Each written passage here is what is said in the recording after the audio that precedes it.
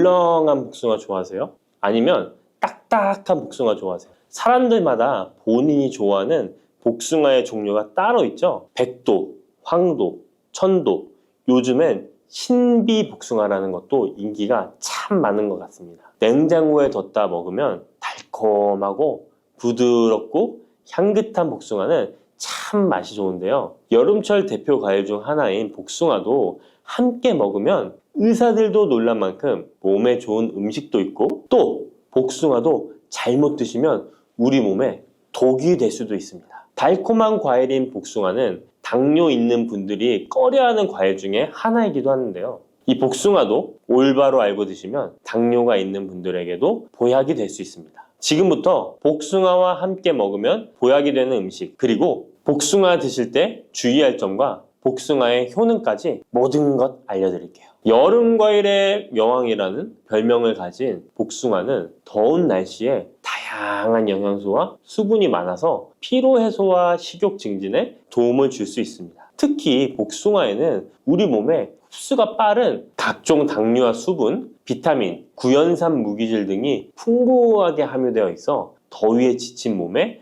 활력을 불어넣어주며, 수용성 식이섬유인 펙틴과 폴리페놀의 함량도 높아서 혈관 건강에도 좋은데요. 펙틴은 혈중 콜레스테롤 수치를 낮추는 데 도움을 주기 때문에 각종 심혈관 질환 예방에 도움이 됩니다. 또한 복숭아에 함유된 칼륨 성분은 나트륨 배출을 촉진하고 혈압을 낮추는 데 도움을 주기 때문에 고혈압, 동맥경화 등을 예방하는 데 도움이 됩니다. 풍부한 식이섬유는 장 건강에 좋은 역할을 주는데요. 소화를 촉진하고 배변의 양을 늘려 규칙적인 배변 활동에 도움을 주기 때문에 변비뿐만 아니라 장 건강 증진에도 도움이 됩니다. 특히 수용성 식이섬유는 장내 유익항균의 먹이가 되어 장내 환경을 개선하는 데 도움을 주어 장 건강과 면역력 증진에도 놀라운 효능을 발휘합니다. 또한 수용성 식이섬유는 위염, 위궤양을 예방하기도 합니다. 복숭아의 달콤함 때문에 당뇨가 있는 분들은 복숭아 먹기가 꺼려지시잖아요. 이제부터는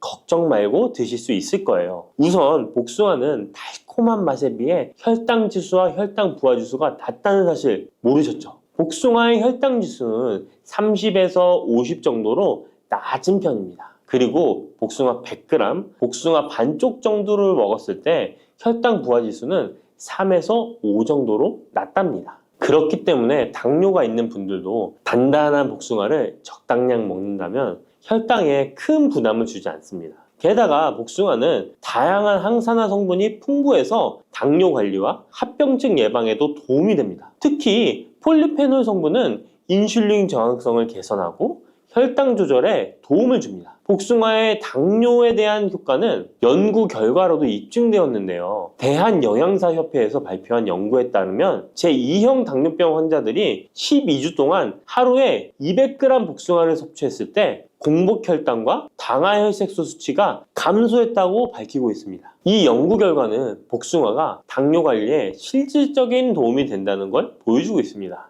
다만 모든 복숭아가 당뇨에 좋은 건 아닙니다. 물렁한 복숭아는 좋지 않습니다. 조직이 단단해요. 체내에 소화되고 흡수되는 속도가 느린 딱딱한 복숭아를 드시는 것이 좋습니다. 단단한 복숭아를 드실 때 혈당이 급격하게 오르는 것을 막아줄 수 있습니다. 반면에 너무 물렁하고 당도가 높아 보이는 복숭아는 위험할 수 있습니다. 이런 물렁한 복숭아는 부드럽고 금방 소화되기 때문에 혈당을 급격하게 치솟게 만들 수 있습니다. 당뇨 환자의 혈당 관리에는 정말 치명적일 수 있어요. 혹시 복숭아 껍질을 함께 드시나요? 아니면 껍질은 버리고 부드러운 과육만 드시나요? 사실 복숭아 껍질에는 과육보다 무려 5배나 많은 식이섬유가 들어있습니다. 이 식이섬유는 당뇨 관리에 정말 중요한 성분입니다. 식이섬유가 풍부한 식품은 혈당 상승을 억제하고 인슐린 감성을 높여준답니다. 그래서 당뇨가 있는 분들은 복숭아를 껍질째 드시는 것이 좋습니다. 복숭아 껍질의 효과는 이미 여러 연구를 통해 입증되었는데 한국식품연구원에서 발표한 연구 결과에 따르면 복숭아 껍질 추출물이 혈당을 내려주고 인슐린 저항성 개선에 효과가 있다고 보고하기도 했습니다. 껍질에 풍부한 폴리페놀과 식이섬유가 이런 효과를 나타낸 것입니다. 복숭아는 당뇨뿐만 아니라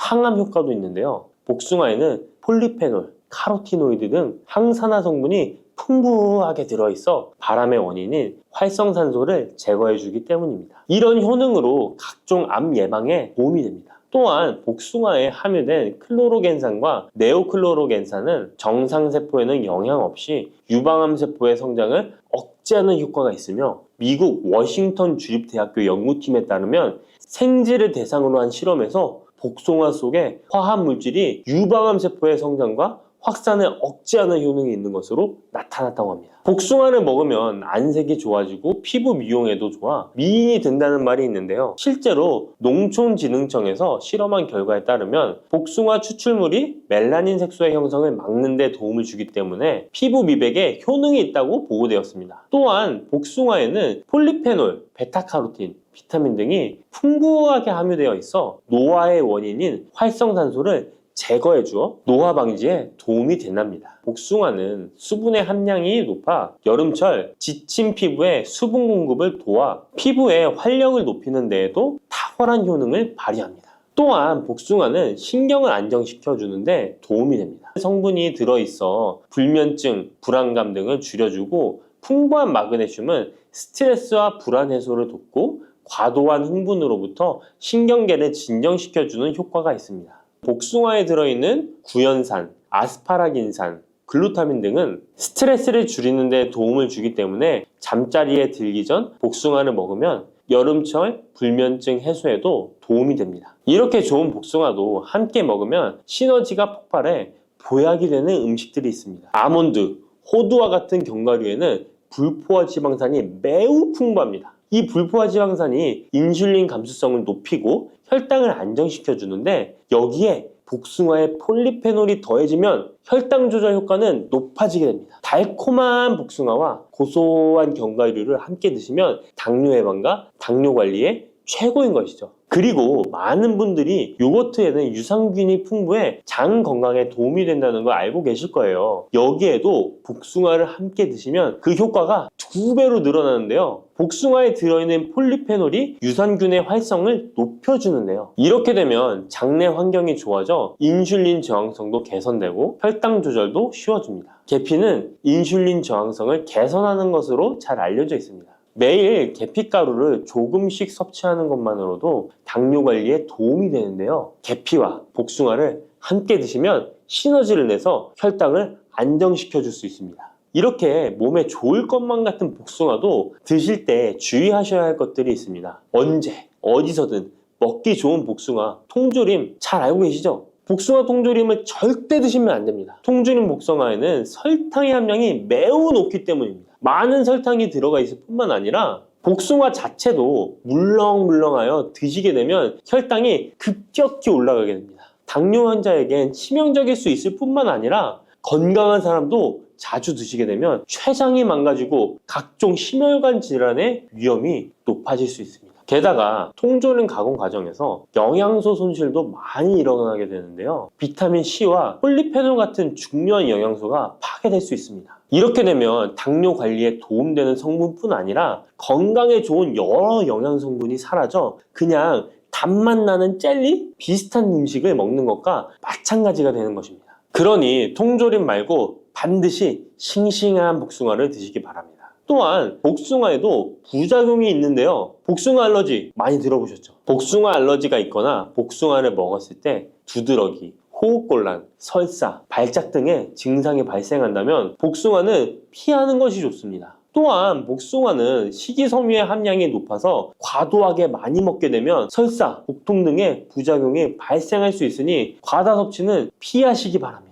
지방 함량이 높은 음식과 함께 섭취하면 복숭아의 유기산이 지방 분해를 막아 배탈을 유발할 수 있습니다. 복숭아 씨앗에는 아미그달린 성분이 많이 들어있기 때문에 과다 섭취 시 사이안 화물 중독에 의해 구토나 간 손상, 호흡곤란, 동공 확장, 현기증 등의 부작용이 발생할 수 있으니 복숭아 씨앗 섭취는 절대 하시면 안 됩니다. 복숭아 보관은 어디에? 어떻게 하시나요? 냉장고 아니면 상온에 보관하실 텐데요. 일단 복숭아는 구입한 당일이나 다음날 바로 드시는 것이 좋습니다. 상온에서 2에서 3일 정도 보관했다가 드시면 맛이 가장 좋습니다. 그런데 구매한 양이 많아 전부 못 드시게 되면 냉장 보관하시기 바랍니다. 냉장 온도는 5도 정도의 온도로 유지해 주는 것이 좋습니다. 너무 차갑게 하시면 단맛이 떨어질 수 있으니 추천드리지 않습니다. 그러면 냉장 보관한 복숭아는 바로 꺼내 먹어도 될까요? 시원해서 좋을 수 있지만 먹기 1시간 전에 꼭 상온에 꺼내 두었다가 드시는 것을 추천드립니다. 8도에서 13도 사이가 복숭아가 가장 맛있는 온도입니다. 상온에 잠시 두면 냉장고의 차가운 온도가 풀리면서 복숭아의 달콤함이 살아납니다. 여러분 안녕하세요. 반갑습니다. 저는 현재 운동센터를 운영하고 있는 박경우 트레이너라고 합니다. 반갑습니다. 사각근이라고 하는 근육은요, 목에 있는 근육 중에 하나인데요. 정확하게 말씀을 드리자면 목이라고 하는 경추에서부터 시작해서 갈비뼈까지 붙어있는 근육입니다. 그러면 그 근육은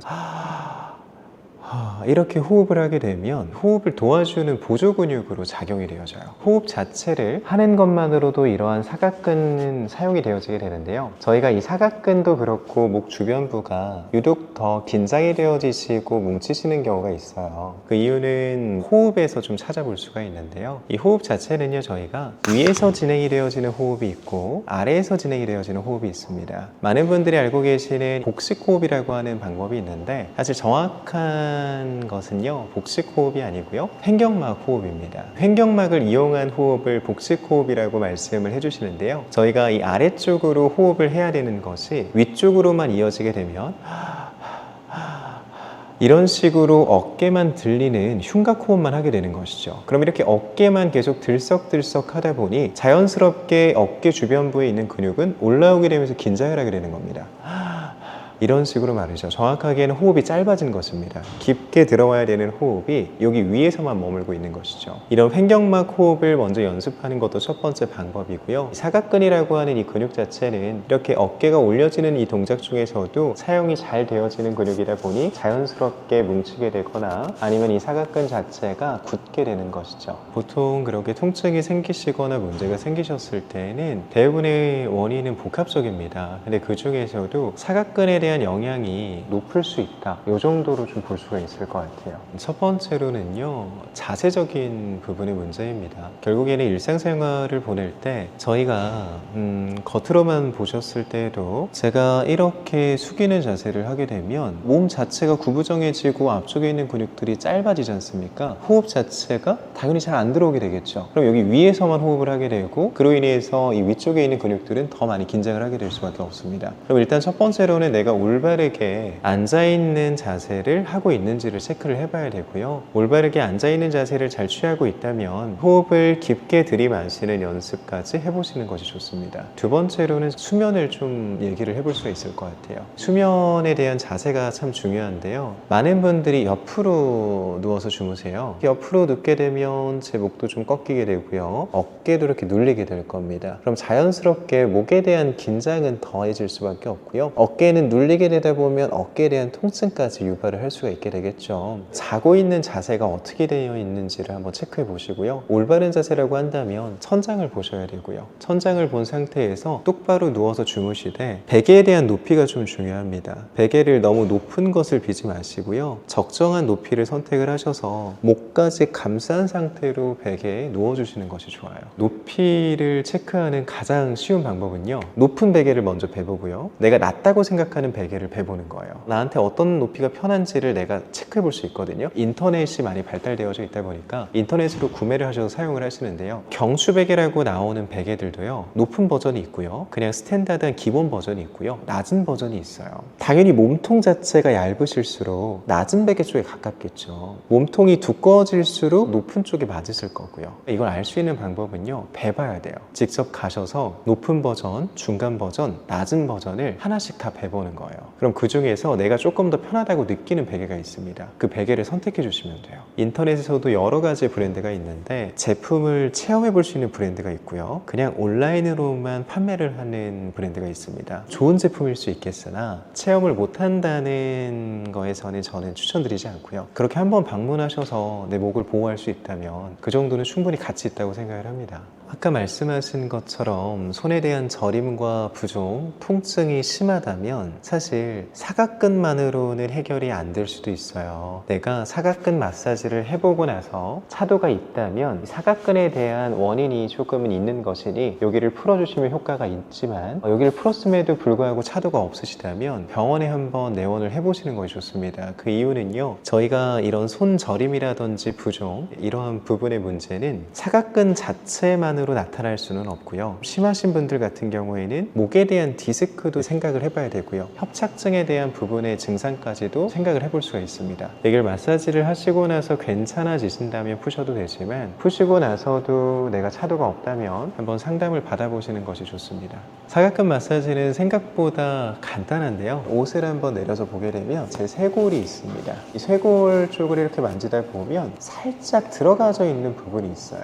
이 부분을 저희가 손가락으로 가볍게 눌러서 살짝씩 문질러 주시는 거예요. 문질렀는데 통증이 없으시다면 이 손가락의 위치를 조금 더 이동시킵니다. 옆쪽으로 이동시켜서 그대로 눌러주시고 이 자리엔 통증이 있다. 그럼 통증이 있는 자리를 15번에서 20번 정도를 마사지를 해주시는 거예요. 중요한 것은 압력 자체가 약해서는 안 됩니다. 손가락이 어느 정도는 들어갈 수 있게 힘을 주시고 그 상태에서 눌러봤을 때 통증의 유무를 판단하셔야지, 누른 상태에서 내가 가볍게 눌러놓고 통증 없는데 라고 하신다면 잘못 촉진하고 계신 거예요. 내가 눌렀을 때 통증이 없다면 약하게 누르고 있을 가능성이 높아요. 그러면 통증이 강할수록 좋나요? 라고 하실 수 있는데 그렇지는 않아요. 통증 자체가 있기는 하지만 견딜만 하다 하는 압력으로 누르셔서 15번에서 20번 정도를 눌러주시는 거예요. 조금 통증은 있지만 이 정도는 견딜만 하다 하시는 강도로 누르셔서 15번에서 20번 정도 마사지를 해주십시오. 좋지 않은 자세를 일상생활에서 계속 유지하신다면 마사지라든지 스트레칭 혹은 조금 더 넘어가서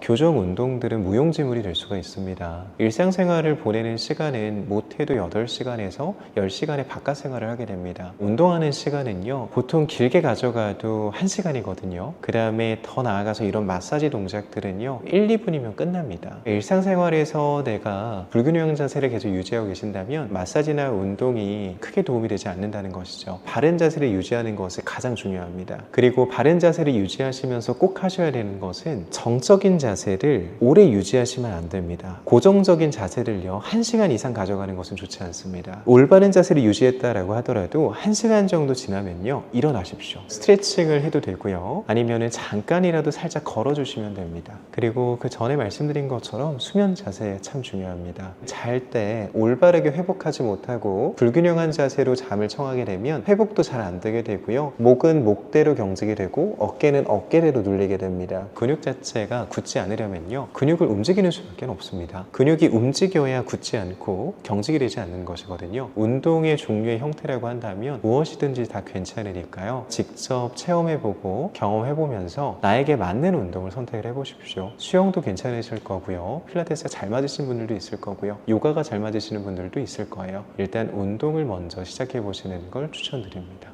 쑥 잘못 먹었다가 맹독 때문에 응급실로 실려갈 수 있어요. 얼마 전 시골 마을에서 쑥 때문에 한바탕 큰 소동이 있었는데요. 마을 사람 7명이 쑥을 먹고 응급실에 실려갔던 거예요. 도대체 왜 그들은 응급실에 실려간 걸까요? 봄이면 향긋한 향과 쌉싸름한 맛으로 많이 먹는 쑥이 사실 정말 잘 알고 드셔야 한다는 건데요. 잘못 알고 먹으면 이 마을 사람들처럼 응급실에 실려갈 수 있다는 거예요. 그럼 지금부터 쑥 드실 때 주의할 점, 그리고 쑥을 드시면 안 되는 분들, 쑥과 함께 드시면 안 되는 음식, 쑥의 효능, 쑥과 함께 드시면 보약이 되는 음식에는 어떤 것이 있는지 쑥 건강하게 먹는 방법까지 알려드릴게요. 우리나라에 자라는 쑥의 종류가 40종이 넘고 쑥과 비슷하게 생긴 독초도 있어 채취 시 주의해야 합니다. 먼저 오초라는 독초가 있는데 쑥과 비슷하여 해마다 오초를 섭취하고 병원에 실려오는 환자들이 있습니다. 이 오초는 조선시대에는 사약을 만들 때 사용할 정도로 맹독을 가지고 있습니다. 많이 자랐을 때는 쑥과 어느 정도 구분이 되지만 어린 잎인 새수는 쑥과 너무 비슷해서 이런 사고가 자주 발생하게 됩니다. 그리고 쑥은 아무 데서나 채취해서 드시면 안 되는데요. 그 이유는 바로 중금속 때문입니다. 도심이나 하천, 도로변에서 채취한 쑥에서는 기준치 이상의 발암물질인 중금속이 검출되고 있어 쑥을 채취할 때는 각별히 주의하시고 웬만하면 안전하게 재배하여 판매되는 쑥을 드시는 것을 권장합니다. 또한 쑥 자체에서도 독성이 있어 주의가 필요한데요. 소화기관이 약한 사람이 과하게 섭취할 경우 복통, 설사 등의 문제가 발생할 수 있습니다. 임산부가 쑥을 드시면 자궁수축을 유발하여 조산이나 유산의 위험을 증가시킬 수 있습니다. 쑥의 독성은 봄에 채취할 때보다 여름에 채취한 싹에서 강하게 나타나게 됩니다. 쑥의 독성으로 인해 알레르기를 일으킬 수 있는데 재채기, 콧물, 눈물이 나며 두드러기, 복통의 증상이 나타날 수 있으며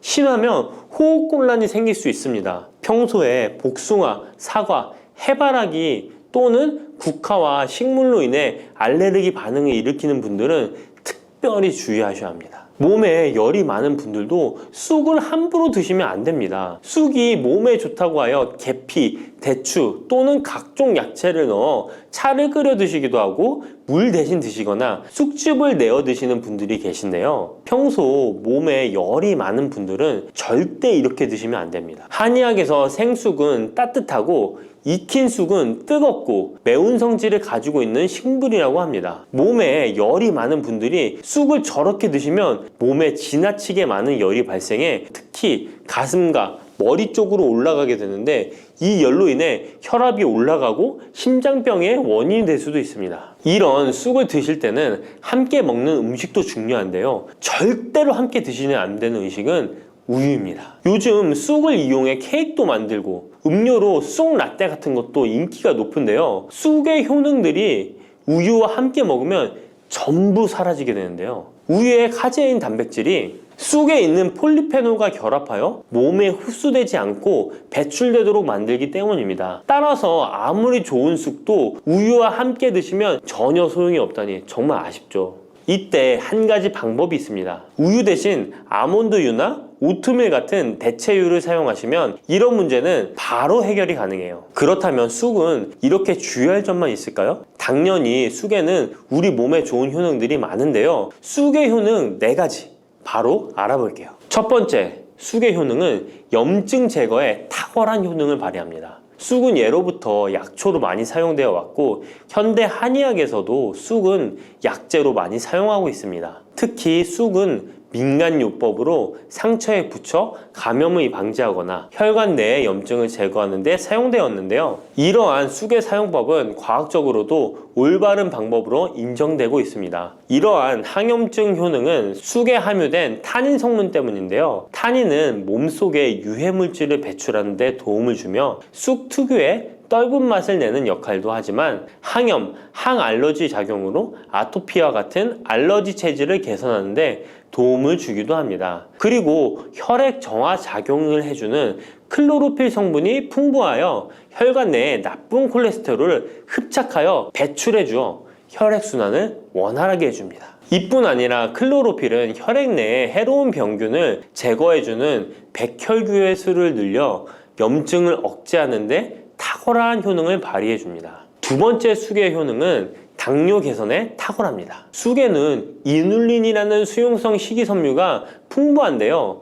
이 성분은 장에서 포도당의 흡수를 느리게 만들어 식후의 혈당이 급격히 오르는 것을 예방해 줍니다. 건강한 성인을 대상으로 한 최근의 한 연구에서는 이들이 쑥 추출물을 먹고 난 후에 식후 혈당이 눈에 띄게 낮아진 결과를 확인할 수 있었습니다. 그리고 클로로겐산이라는 성분이 많아 간에서는 포도당의 합성을 억제하고 근육에서는 포도당의 이용을 촉진해서 혈당 조절에 큰 역할을 해준답니다. 실제 연구에서도 클로로겐산은 공복 혈당과 당화혈색소가 크게 낮아지고 인슐린 감수성이 높아진 사실도 밝혀졌습니다. 그런데 이 두 가지 성분보다도 훨씬 더 중요한 것이 있는데요. 그것은 바로 시네올입니다. 시네올이 혈당 조절에 결정적인 역할을 하는데요. 췌장의 베타세포를 자극하여 인슐린 분비를 촉진시키며 말초 조직에서는 인슐린 감수성을 높이는 역할을 합니다. 시네올 말고도 쑥에는 이눌린, 클로로겐산, 폴리페놀 등 여러 생리활성 물질들이 복합적으로 작용해서 당뇨를 개선하는 효과를 나타내는 것이랍니다. 세 번째 쑥의 효능은 몸을 따뜻하게 해주는 역할입니다. 당뇨 개선에도 도움을 주는 시네올은 특유의 향을 내며 몸을 따뜻하게 해주는 효과가 있습니다. 시네올은 혈액순환을 촉진하고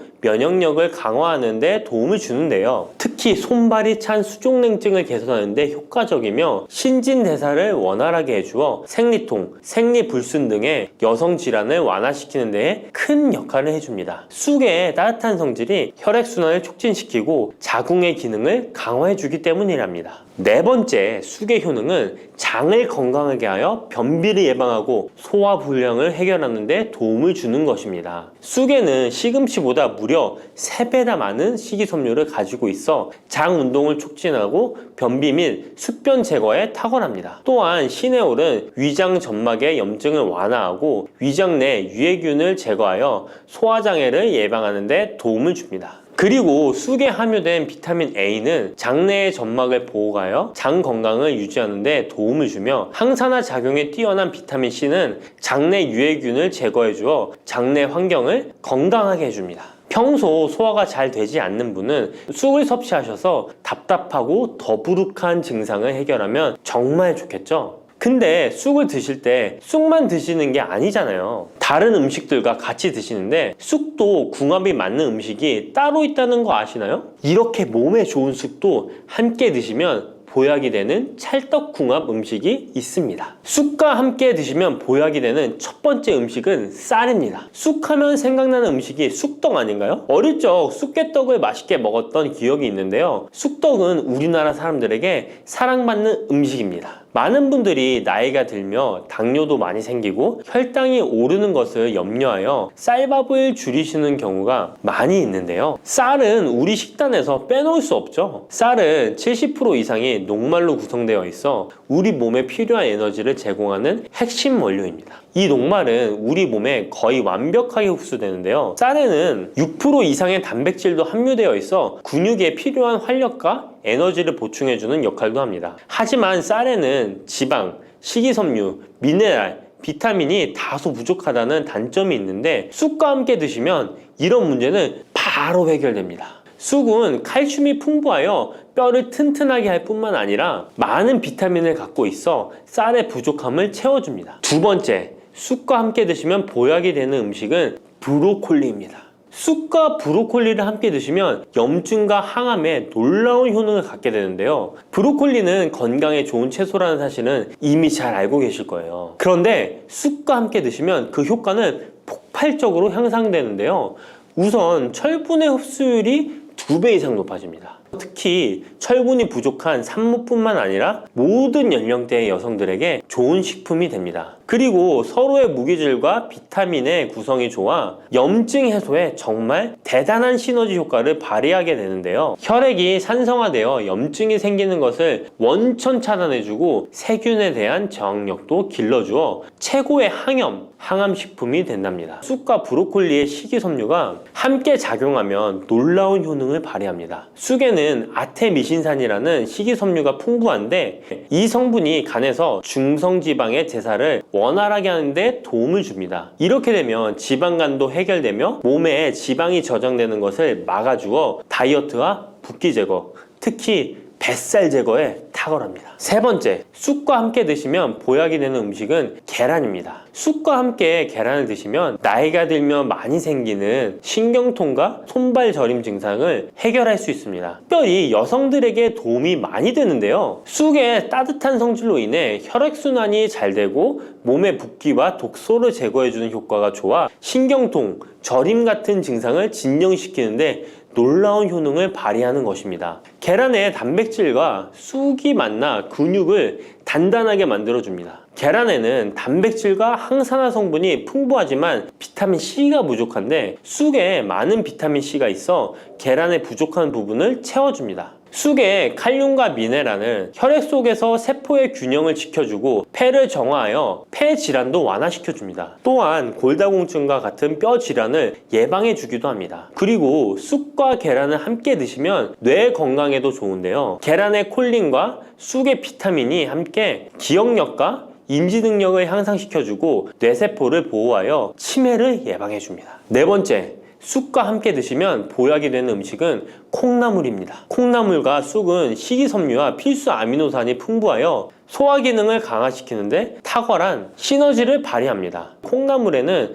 다양한 비타민과 미네랄이 풍부하여 자연적인 비타민 보충제 역할을 합니다. 콩나물에는 지방이 적지만 이를 쑥과 함께 섭취함으로써 체내의 염증을 줄이고 면역력 강화에 필요한 비타민 C와 비타민 E를 보충할 수 있습니다. 쑥과 콩나물을 함께 드시면 피부 건강에도 매우 유익합니다. 콩나물이 함유된 실리카와 쑥의 비타민이 함께 작용하여 피부 탄력과 보습을 개선할 뿐만 아니라 노화를 예방하니 정말 좋은 궁합인데요. 쑥과 함께 먹으면 좋은 음식은 이렇게 많은데요. 그렇다면 쑥은 어떻게 먹어야 건강하고 맛있게 먹을 수 있을까요? 쑥떡 같은 음식은 이미 잘 알고 계시죠? 쑥을 잘 세척하여 말린 다음에 가루로 만들어 두시면 여러 요리에 사용하기 편리하고 오랫동안 보관하기에도 좋아요. 요거트에 쑥가루를 섞어 드시면 혈당 관리와 더불어 장 건강에도 도움이 됩니다. 밥 지을 때 잡곡과 함께 쑥을 넣어도 좋고 쑥 부침개, 쑥 전병 등을 만들어 드셔도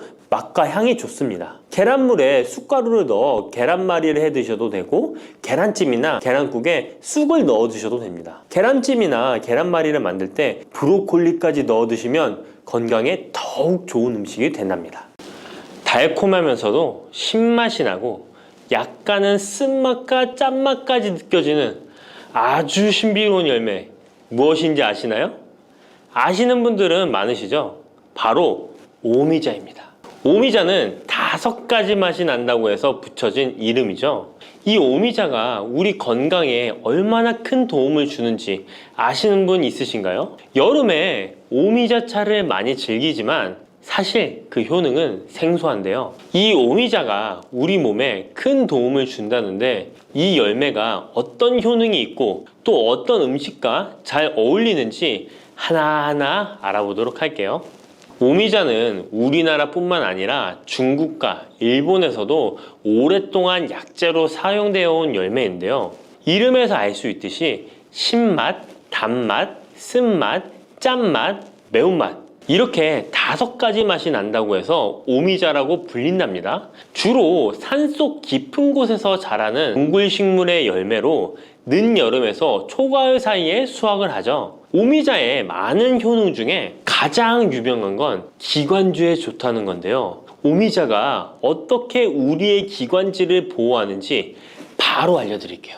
요즘 미세먼지나 환절기, 건조한 날씨 때문에 기관지가 불편한 분들 많으시죠? 기침이 자주 나고 목이 따갑거나 가래가 끓는 느낌이 드신다면 기관지가 약해져 있을 가능성이 큰데요. 이럴 때 오미자가 효과가 좋다는 거 알고 있으신가요? 오미자에는 쉬잔드린과 고미신이라는 성분이 풍부하게 들어있는데요. 쉬잔드린은 주로 기침 억제와 거담 작용을 통해 기관지 건강에 도움을 줄 수 있는 성분입니다. 거담 작용이란 기관지 내의 가래를 제거하는 것을 말하는 것이고 또한 기침 반사를 억제하여 과도한 기침을 완화시키는 데 도움을 주는데요. 특히 만성 기침이나 기관지염과 관련된 기침 증상을 완화시키는데 탁월한 효과를 보입니다. 또 이 성분들은 기관지 점막을 보호하고 염증을 줄여주는 역할도 해주는데요. 쉽게 말해서 기관지 점막을 튼튼하게 만들어서 외부 자극으로부터 보호해주는 것이죠. 오미자는 기관지 확장 효과도 가지고 있는데요. 기관지가 좁아지면 숨쉬기가 답답하고 가래가 쉽게 끼게 되는데 오미자가 기관지를 확장해주면서 원활한 호흡을 도와주는 것입니다. 그래서 천식이나 만성 기관지염이 있는 분들에게는 최고의 식품인 것이죠. 특히 가래가 끈적하고 잘 나오지 않을 때 오미자차를 따뜻하게 마셔주면 한결 편해지는 것을 느낄 수 있습니다.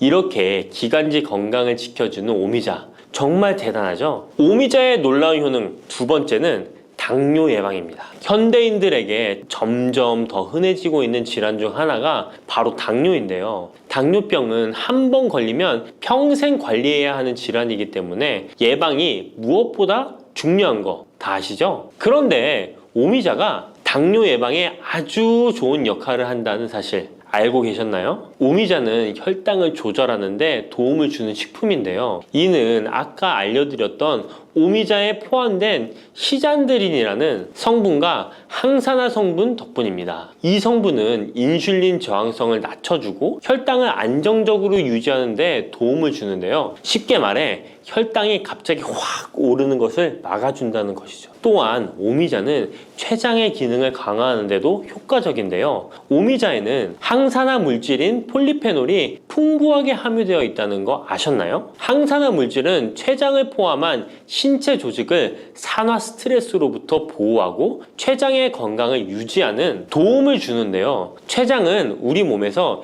인슐린을 생성하는 중요한 기관인데 오미자가 췌장의 기능을 활성화시켜서 인슐린 분비를 촉진하는데 도움을 주기 때문에 혈당 조절이 어려운 분들에게는 오미자가 특히 도움이 될 수 있겠죠. 뿐만 아니라 오미자에는 체내에서 혈당이 과도하게 상승하는 것을 방지하는 역할도 하는데요. 식사 후 혈당이 급격하게 오르는 것을 막아주고 당이 천천히 흡수되도록 도와줍니다. 그래서 평소 혈당이 높거나 당뇨가 걱정되시는 분들은 오미자를 꾸준히 섭취해 보시면 많은 도움이 될 수 있습니다. 오미자의 놀라운 건강 효과 세 번째는 콩팥 건강에 도움을 주는 겁니다. 오미자가 신장 건강에 좋다니 참 놀랐죠? 콩팥, 즉 신장은 우리 몸에 노폐물을 걸러내고 체내 수분을 조절하는 중요한 역할을 하는데요. 그런데 나이가 들면서 신장 기능이 약해지는 경우가 많고 특히 당뇨나 고혈압을 앓고 계신 분들은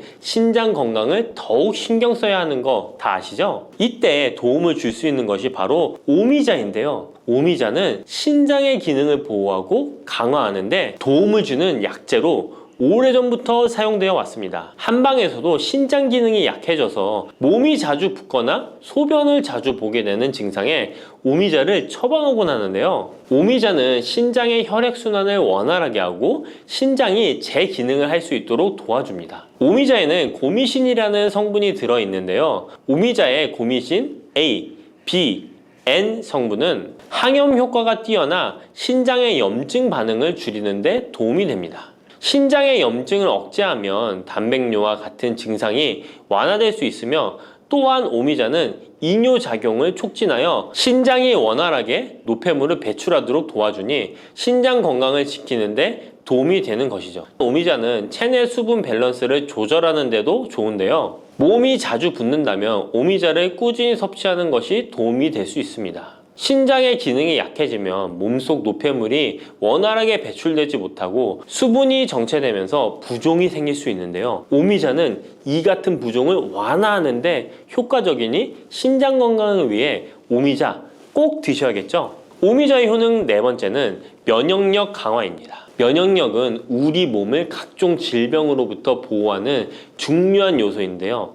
나이가 들수록 면역력이 떨어지면서 감기나 기타 질병에 쉽게 걸릴 수 있기 때문에 면역력을 강화하는 것이 중요하다는 것 다들 알고 계시죠? 면역력 강화에 오미자가 좋은 작용을 해주는데요. 오미자에는 폴리페놀, 안토시아닌 등 강력한 항산화 성분을 함유하고 있습니다. 이런 항산화 성분들은 우리 몸의 면역력을 높이는 데 도움을 주는 것이죠. 특히 폴리페놀과 폴라보노이드 성분이 풍부해서 우리 몸의 세포를 손상으로부터 보호하고 염증 반응을 감소시키고 면역 체계를 강화할 수 있는데요. 오미자의 항염증 작용은 면역력을 유지하는 데 도움을 주고 활성산소를 제거하는 역할도 하기 때문에 면역력뿐만 아니라 노화 방지에도 효과적이죠. 또한 오미자는 우리 몸의 백혈구 수치를 증가시키는데 도움을 줄 수 있다는 것 아셨나요? 백혈구는 외부에서 침입하는 바이러스나 박테리아를 공격하는 역할을 하는 중요한 세포인데 오미자를 섭취하면 백혈구의 활동이 활발해지면서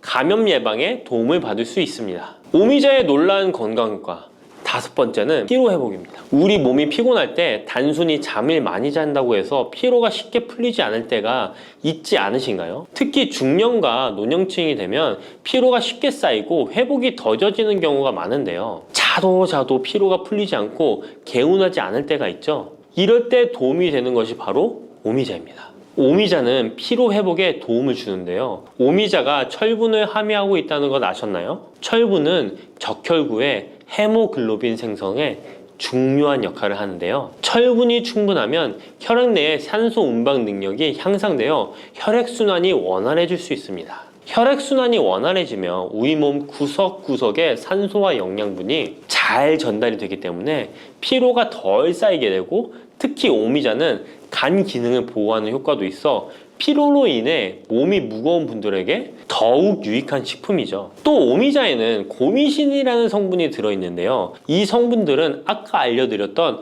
콩팥 건강에 유익한 작용을 할 뿐만 아니라 간 기능 활성화를 시키고 피로 물질을 빠르게 분해하는 역할을 한다고 알려져 있습니다. 간은 우리 몸의 해독 작용을 담당하는 중요한 기관인데, 오미자가 간의 기능을 도와주면서 피로 회복에도 큰 도움을 주는 것입니다. 또 오미자는 스트레스를 줄여주는 효과도 있는데요. 스트레스가 많으면 피로가 쉽게 쌓이게 되는데, 오미자가 신경을 안정시키는 작용을 해서 긴장을 풀어주고 피로를 완화하는 작용을 해주는 것이죠. 그러니 스트레스와 피로가 누적되어 힘든 날에는 오미자차 한 잔을 마시는 것도 좋은 방법이겠죠. 이렇게 여러 가지 건강에 이점이 있는 오미자를 드실 때 생으로 드시는 분들은 잘 없으실 텐데요. 어떤 방법으로 섭취해야 몸에 200% 이득이 되는지 오미자 섭취 방법 바로 알려드릴게요. 오미자를 가장 쉽게 섭취하는 방법은 찬물에 우려 마시는 건데요. 오미자를 뜨거운 물에 넣고 끓이면 끓일수록 꿀이나 스테비아를 넣어서 맛을 조절하면 됩니다. 따뜻한 오미자차도 좋지만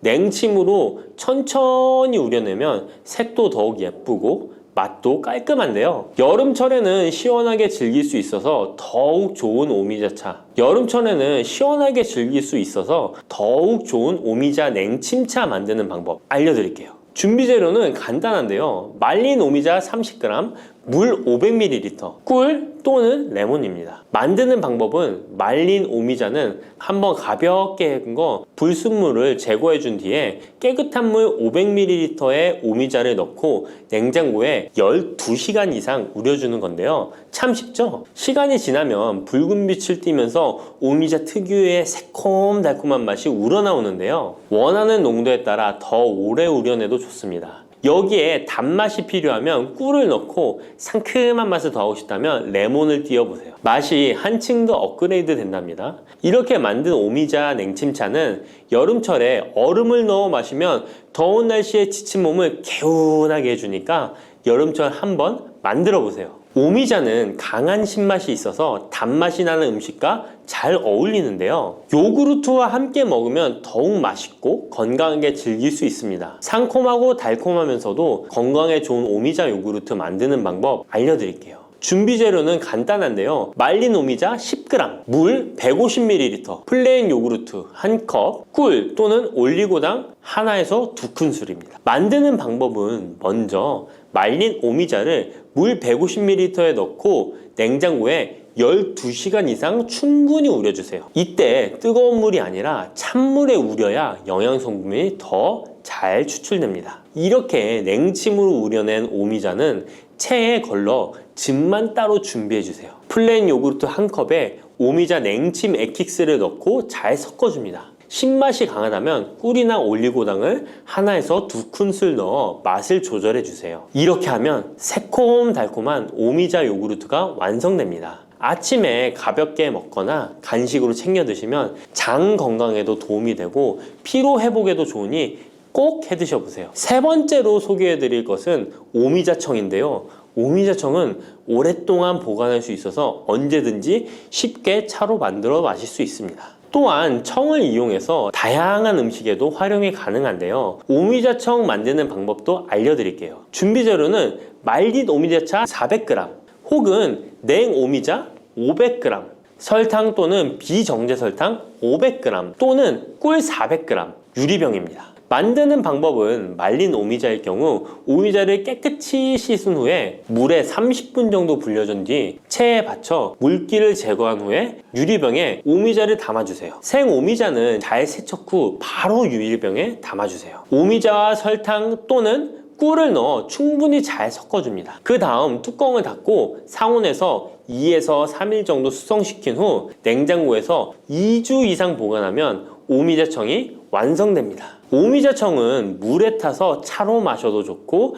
탄산수에 넣어 에이드처럼 즐겨 마셔도 맛있는데요. 또한 오미자청과 레몬즙을 활용해서 샐러드 드레싱으로도 활용할 수 있습니다. 만드는 방법도 어렵지 않고 활용 방법도 많으니 한번 집에서 해보시는 것도 좋겠죠? 몸에 좋은 오미자차도 과하게 드시면 안 좋은데요. 오미자는 혈압을 상승시킬 수 있는 성분을 소량이지만 함유하고 있기 때문에 고혈압을 걱정하는 분들이라면 다량으로 섭취하는 것은 피하셔야 하는데요. 특히 혈압 약물이나 혈액 응고 약물을 복용 중인 분들은 오미자를 다량으로 드시게 되면 약효에 영향을 줄 수 있기 때문에 적당량 드시는 것이 좋겠습니다.